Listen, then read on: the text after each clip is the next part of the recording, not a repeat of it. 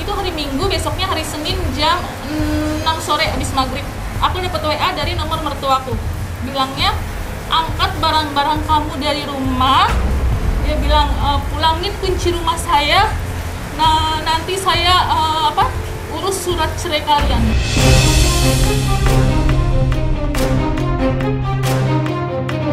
Itu dari nomor ibunya ya kak. Entah dibalik saya itu siapa yang nulis, aku nggak tahu ya. Ibunya apa di situ nggak ikut campur kak, sampai dia yang bikin keputusan, padahal suamiku sendiri nggak ada ngomong apa-apa sama aku. Ya kan, di situ aku udah yang tetap kelihatan banget gitu ikut campurnya.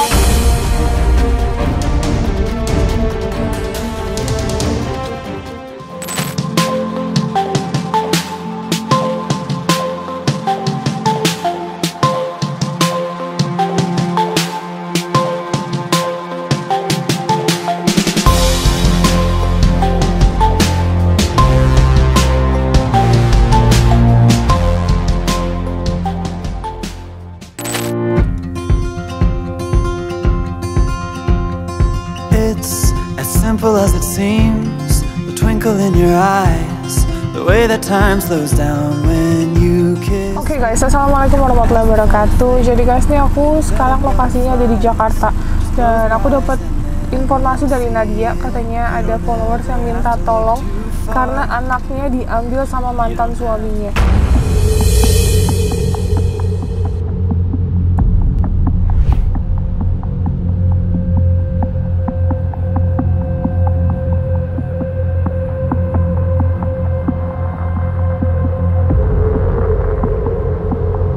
Pokoknya ini complicated banget, tapi insya Allah nanti kita bantu untuk pelaporan KNPA, Komisi Nasional Perlindungan Anak, dan kita juga udah bawa formnya untuk bantu melaporkan ya guys, karena sekali lagi kita harus sesuai prosedurnya, nggak bisa kita seenak-enaknya. Jadi nanti setelah kita wawancara atau kita tanyakan, kita mengisi form untuk bantu melaporkan ya. Oke, semoga kita diberikan kelancaran dan doakan semoga yang saya lakukan selalu dimudahkan oleh Allah Subhanahu wa taala. Amin amin ya rabbal alamin. Ikutin terus.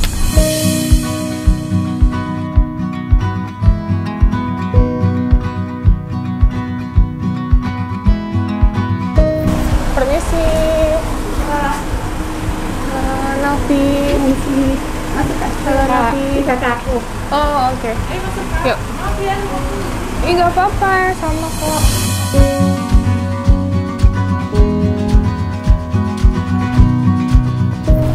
Jadi kemarin itu yang melaporkan Aku. Oh, ini sebagai Adik kandung. adik kandung. Iya. Boleh di sini ya nih, maaf.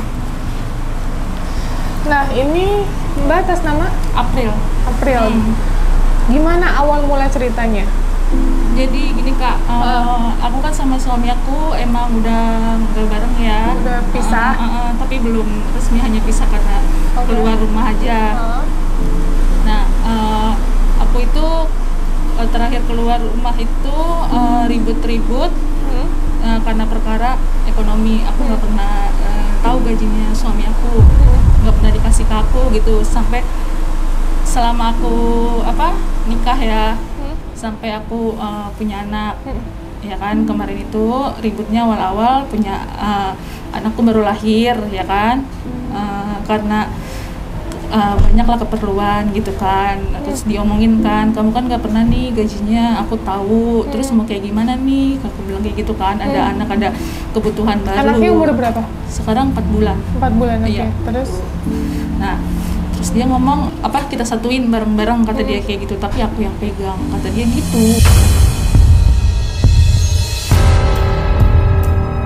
Berkata loh, karena aku perempuan gitu kan, maksudnya kenapa saking nggak percayanya, aku bilang kayak gitu kan. Dia bilang, pokoknya aku kepala rumah tangga, dia bilang, aku harus tahu semua keluar, dia bilang gitu kan.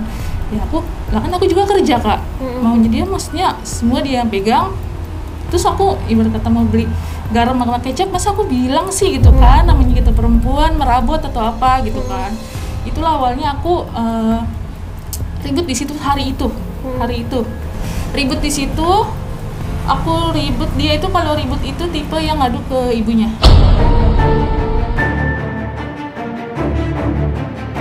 Ibunya memang selama ini ikut campur. Dan aku pernah pertanyakan kenapa memang sih kok gaji kamu nggak pernah dikasih ke aku. Disuruh emang kata mama katanya jangan dikasih semua ke kamu, katanya gitu.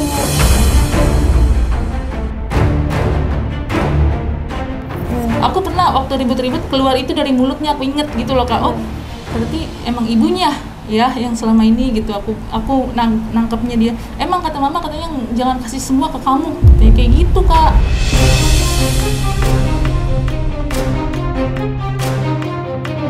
Pas ribut dia nelfon ke mamanya, aku bilang jangan telepon ke mama, kalau kamu telepon ke mama ya aku pulang juga, aku bilang gitu ke rumah mamaku maksudku gitu kan. Gini dia telepon tuh ke mamanya benar-benar, nih kos lagi berantem katanya gini-gini sama si April katanya, nggak dihargain jadi kepala rumah tangga, orang bilang katanya gajinya dipegang sama dia gitu kan Kak. Ya aku kan namanya perempuan ya kan, merabut apa gitu. Anakku, keperluan anakku Kak, dari anakku masih di dalam kandungan itu aku yang beli peralatan semua sampai bak mandi segala macam tuh aku, karena memang dia nggak ngasih kan. Itu semuanya aku gitu ya. Aku juga karena aku masih kerja menghasilkan gitu kan ya kayak aku ngapain sih ribut-ribut cuman gara-gara itu. Aku pasti kalau udah bahas uang pasti ribut gitu kan.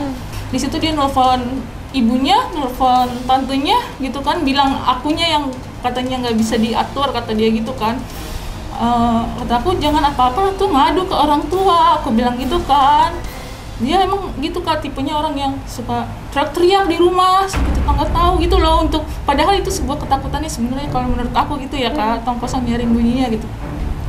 Bisanya dia tuh cuma teriak-teriak, terus dia ngomong mama itu si April mau biarin katanya dia pulang ke rumah mamahnya katanya kayak gitu kan.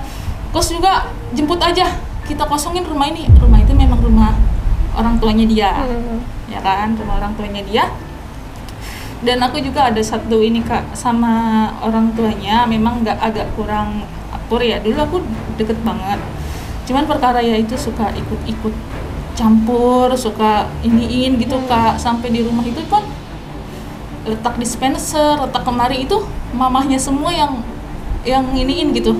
Kayak dia suka datang ke rumah, ih jangan di sini, jangan begini gitu Kak. Gimana sih kita sebagai ini kan kayak nggak dikasih space buat mandiri banget sih gitu loh.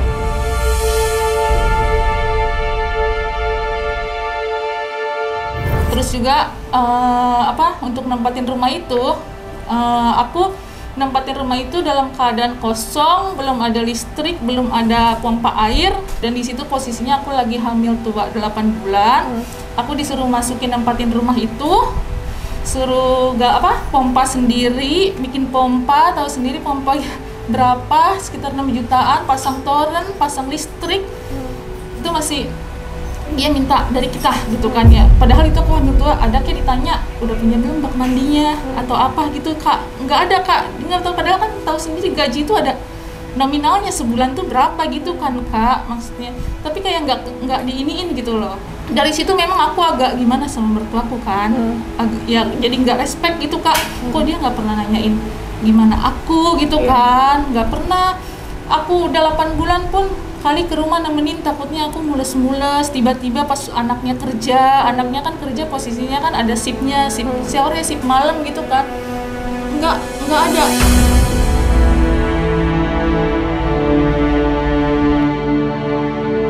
Yang berperan tuh adikku, makanya kadang sampai dia nginep, kalau mamanya dia kerja, suamiku kerja, dia yang datang ke rumah, nanti sorenya balik lagi. Takutnya aku kan udah cuti di situ ya, takutnya aku tiba-tiba mules-mules gitu kan Kak, udah bulannya.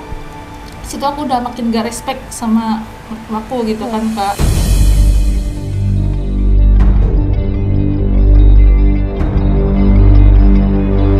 Si suamiku ini juga emang agak gimana ya Kak, jadi mertuaku itu minta uang ke suamiku bilang ke aku, pakai uang kamu dulu deh, nyokap mau pasang toren, mau pasang listrik. Aku ya namanya mau kita tempatin kan Kak, keburu nanti kalau keburu aku ngelahirin kan ribet pindahan, ya udahlah gimana cepetnya aja, ntar diganti kok kata dia gitu bilangnya kan. Ya di luar itu masa aku langsung ngomong ke mertuaku ya Kak, orang jalannya aku percaya sama suamiku kan. Dia minta ke aku akan transfer, nggak taunya ternyata sama mertuaku entah udah diganti, entah nyampe, entah enggak, intinya mertua aku bilang katanya dia taunya itu uang dia, bukan uang aku.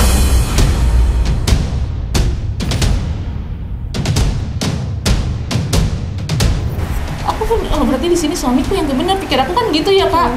Kemarin aku pas ribut-ribut itu, aku aku saut-sautin tuh, keluarlah kata-kata itu. Asal Inang tahu ya, yang di Tridaya itu pun aku bilang uang sama uang listrik itu uang aku, diminta sama anaknya, aku bilang kayak gitu kan. Oh nggak ada, itu uang dia, bener nggak? Dia diem. Ya kan, itu aku baru tahu satu fakta Kak, ternyata memang nggak nyampe. Itu salah pahamnya aku keki sama mertua aku karena oh dia minta sama aku lagi hamil, lagi apa gitu kan. Taunya suamiku yang ada di dalam situ gitu loh. Emang suami kita orangnya gitu Kak.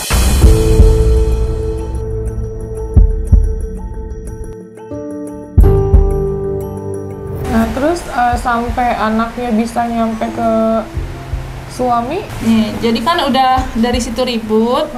Aku ribut itu pulang ke rumah mama kan, karena waktu itu dia teriak-teriak, anakku nangis, ya kan? Aku udah malu lah sama tetangga situ kan Kak. Aku bilang, kamu jangan telepon mamahmu, kita selesain. Ya, tapi dia malah ngomong sama aku gitu kan, argumen udah nggak mungkin dia nelpon. Ini si April mau, biarin dia pulang kata dia gitu kan. Jemput kos juga, ini rumah dikontrakin aja. Jadi aku mereka tuh gimana ya Kak, kayaknya kesannya aku sih mentang-mentang udah dikasih ini rumah gitu, padahal itu mamahnya ngomong sama aku, nanti kalau kalian udah nempatin ini kalian kasih ya uang jajan mamah sebulan 1 juta. Itu kasarnya bukannya ngontrak bilangnya Kak. Ya kan, dia pun hanya berani ngomong ke aku, nggak berani ngomong ke anaknya. Mungkin kalau anaknya ngomong sama anaknya nggak iniin gitu kan. Kalau ke aku kan jadi beban aku dong Kak, kalau nggak aku bayarin aku yang malu dong. Ya kan, ke orang tuanya gitu kan. Dia pinter, dia intinya ke aku.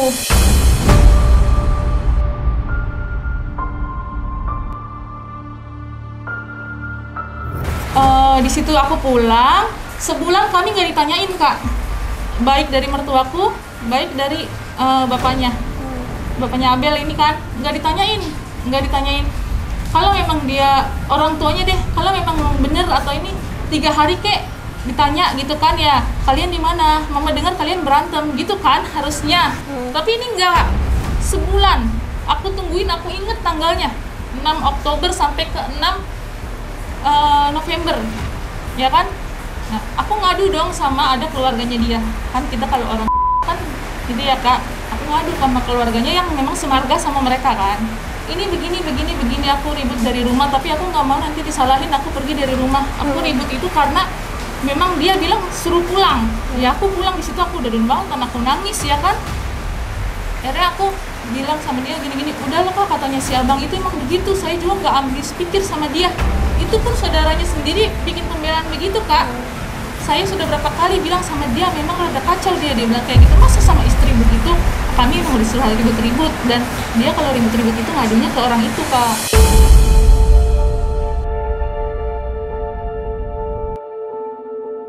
Pas dari situ dia ya udah Kak katanya, nanti aku omongin sama itu, maksudnya bilang mamanya dia ya Kak. Mungkin karena habis diomongin pas sebulan dia sama mamanya baru nanyain nge-WA aku ya, setelah sebulan gak ada kabar ya kan. Dia bilang katanya gini, Mama Abel kata mamanya dia ya, Mama Abel lagi di mana katanya, datang ke Pondok Ungu, Mama kangen sama Abel, bilang sama cucunya kan. Loh, emang Mama gak tahu apa yang terjadi di antara kita? Aku bilang kayak gitu kan, maksudnya aku berantem sama anaknya, memang gak bilang. Iya, ngakunya katanya gak bilang. Bapaknya Abel gak ada ngomong apa-apa sama saya, katanya gitu Kak. Jelas-jelas saya pergi dari rumah itu karena memang dia telepon mamanya kan. Orang itu sampai denger di depan aku.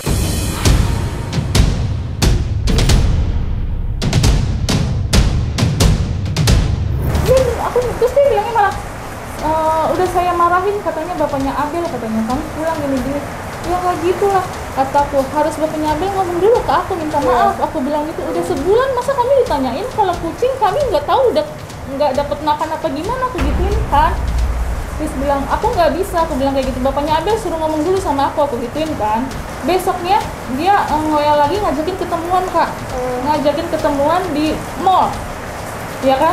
Kataku kalau memang mau aku pulang, jemput aku ke rumah dulu. Masa aku udah pulang ke rumah orang tuaku, terus aku tiba-tiba ninggalin mereka? Maksudnya aku udah nangis-nangis masuk ke rumah, masa sekarang aku baikan sama mertuaku, aku keluar mamaku, gimana perasaannya orang tuaku kan gitu ya. Kata aku datang dulu ke rumah, jemput aku gituin kan. Orang bapaknya Abel aja nggak ada ngomong, suamiku nggak ada ngomong apa-apa Kak. Bersembunyi di balik itu lah ya, mamahnya lah yang maju ke aku gitu. Besok kita tunggu ya di Sumarekon, katanya kita ketemuan di sana. Aku nggak bisa datang, suruh dulu bapaknya Abel yang ngomong ke aku, jemput ke rumah. Aku bilang, masa aku datang ke mall bawa-bawa anak kecil, bawa-bawa buntelan? Aku bilang kayak gitu. Selama ini aku nggak pernah, belum pernah keluar bawa dia. Aku bilang gitu. Masa cuma demi, kenapa nggak? Emang Inang itu juga datang aja ke rumahku kan Kak, bilangin gitu kan. Kenapa dia malah nyuruh aku datang di tengah jalan?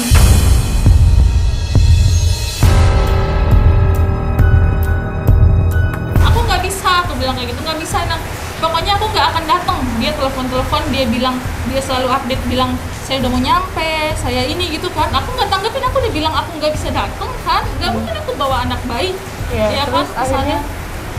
Dari situ udah tuh Kak, nggak ada kabar. Aku dapet WA-nya besoknya, tepat itu hari Minggu, besoknya hari Senin jam 6 sore habis maghrib. Aku dapet WA dari nomor mertuaku, bilangnya angkat barang-barang kamu dari rumah.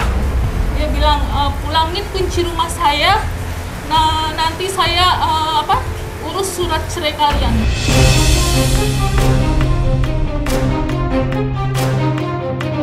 Itu dari nomor ibunya ya Kak. Entah di balik saya itu siapa yang nulis, aku nggak tahu ya. Ibunya apa di situ nggak ikut campur Kak. Sampai dia yang bikin keputusan, padahal suamiku sendiri nggak ada ngomong apa-apa sama aku. Ya kan? Di situ aku udah yang tetap kelihatan banget gitu ikut campurnya.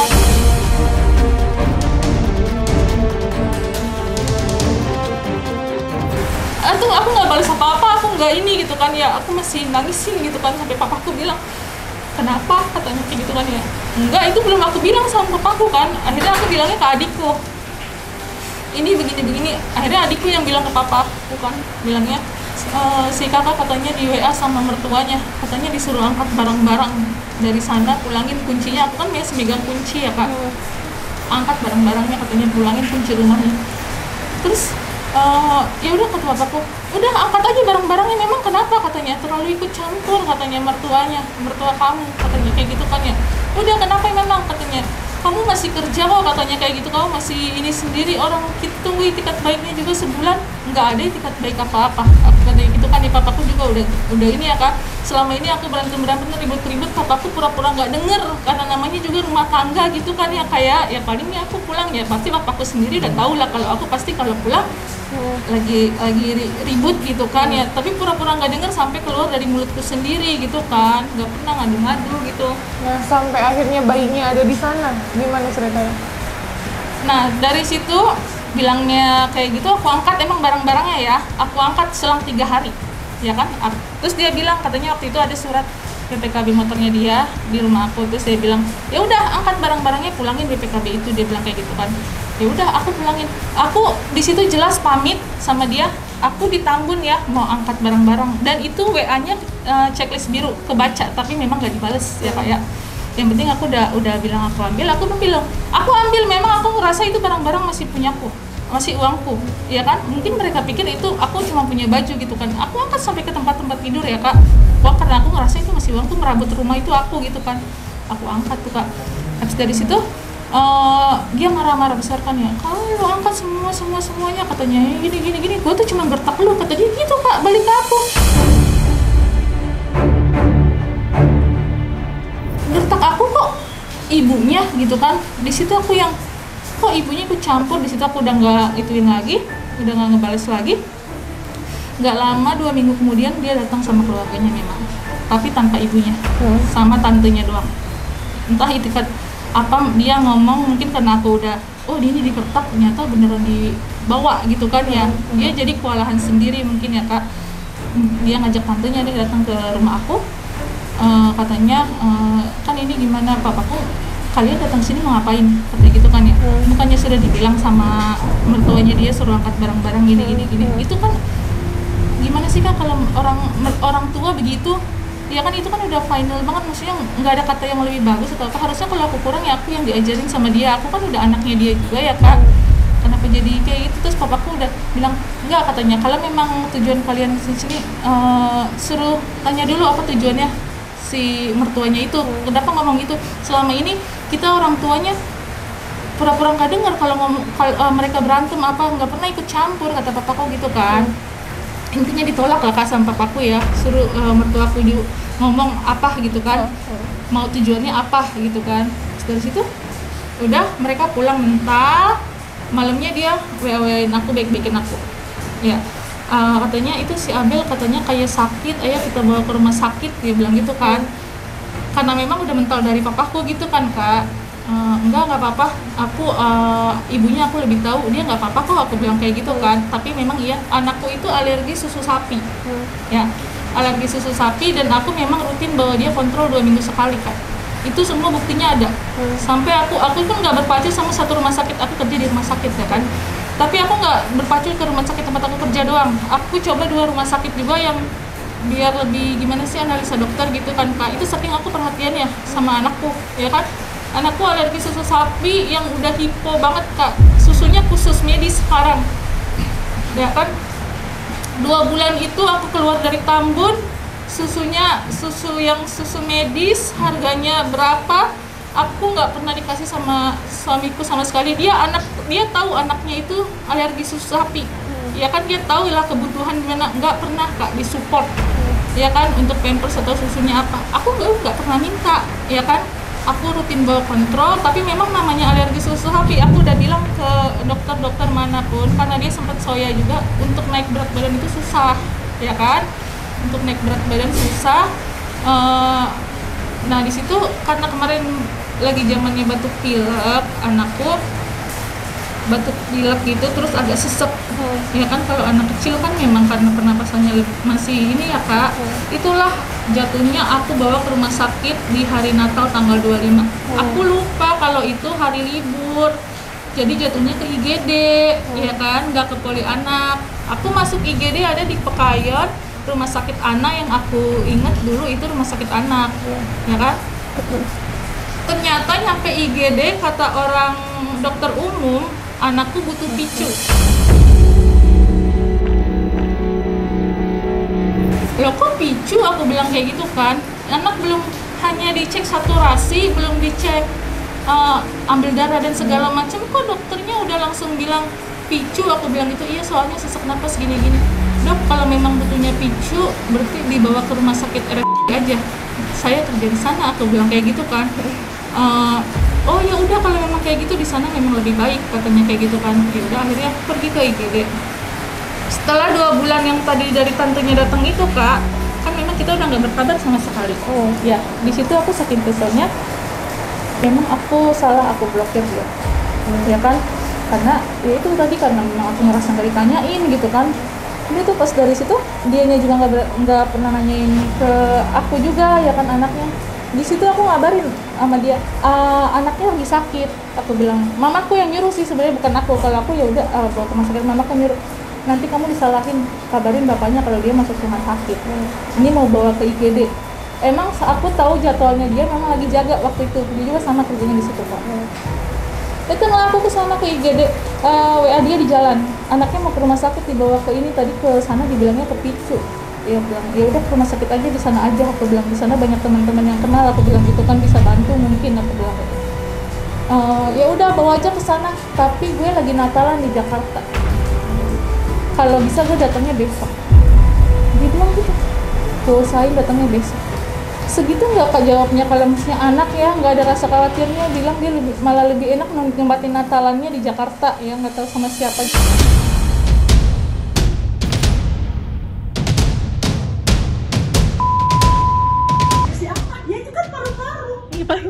Ya paru-paru kamu bilang infeksi ya. Bisa ngelawan lo. Sama anak-anak gua lo. Kalau ada lo apa? Kalau besok dibikin ada ipar lo kawin, ada lo dibikin ke mamamu begitu, bagaimana lo periksa?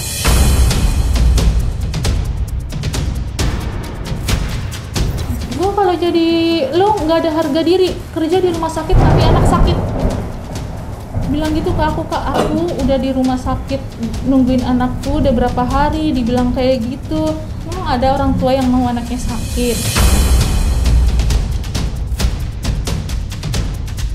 Ya, kemarin kita datang ke sana, ada video, ada saudara juga dengan kekeluargaan, tapi dia tidak mau, tidak mau memberikan, tidak mau memberikan sama sekali. Bahkan udah di tangan dia, baiknya dirampas kembali. Dia teriak-teriak macam semua orang tetangga itu dengar. Kita punya buktinya, saudara saya sendiri yang nganterin kakak saya ke situ, nggak dikasih. Ada rekamannya juga? Ada rekamannya. Gak apa-apa, pokoknya kita dampingin sampai masalah ini selesai. Gak akan kita tinggal. Ya, yang penting poin utamanya ngambil anak kan ya? Iya, betul ya, Kak. Itu aja ya.